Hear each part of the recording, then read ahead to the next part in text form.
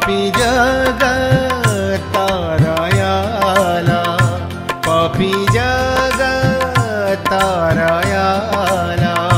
ख्रिस्त माझा तारणारा, मला वाटे प्रिय फार। ख्रिस्त माझा तारणारा, मला वाटे प्रिय फार। प्रभू येशू ख्रिस्ताच्या सर्वश्रेष्ठ नामात आपणांचं अभिवादन। पवित्र शास्त्र बायबलमध्ये यशायाच्या पुस्तकातील 53व्या अध्यायातील 7व्या वचनामध्ये असे लिहिले आहे, त्याचे हाल हाल केले तरी ते त्याने सोशिले, आपले तोंडसुद्धा उघडिले नाही। वधावयास नेत असलेल्या कोकराप्रमाणे, लोकर कातरणाऱ्यांपुढे गप्प राहणाऱ्या मेंढराप्रमाणे तो गप्प राहिला, त्याने आपले तोंड उघडिले नाही।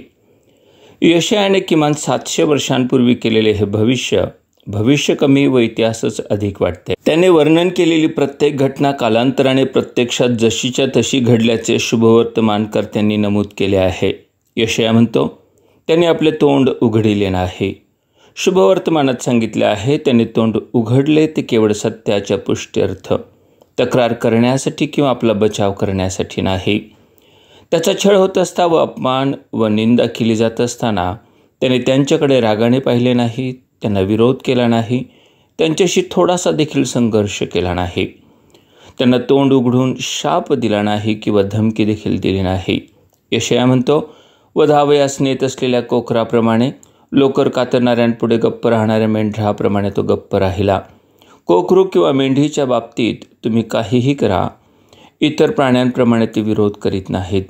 लोकर कातरणाऱ्यांपुढे मेंढी अगदी स्तब्ध उभी राहते, तसा तो छळणाऱ्यांसमोर शांत उभा राहिला।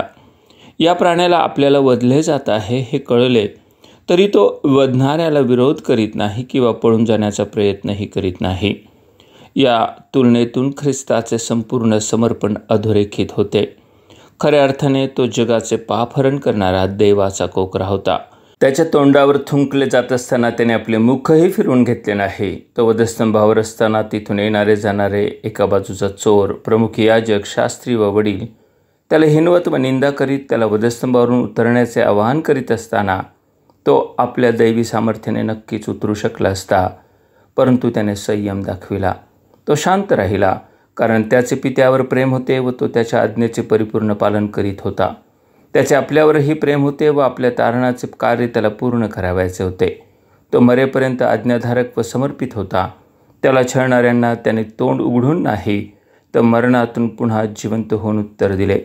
आपल्यासाठी समर्पित अशा या उद्धारकावर विश्वास ठेवून आपण ही तारण साधून घ्यावे, म्हणून परमेश्वर आपले सहाय्य करो। धन्यवाद।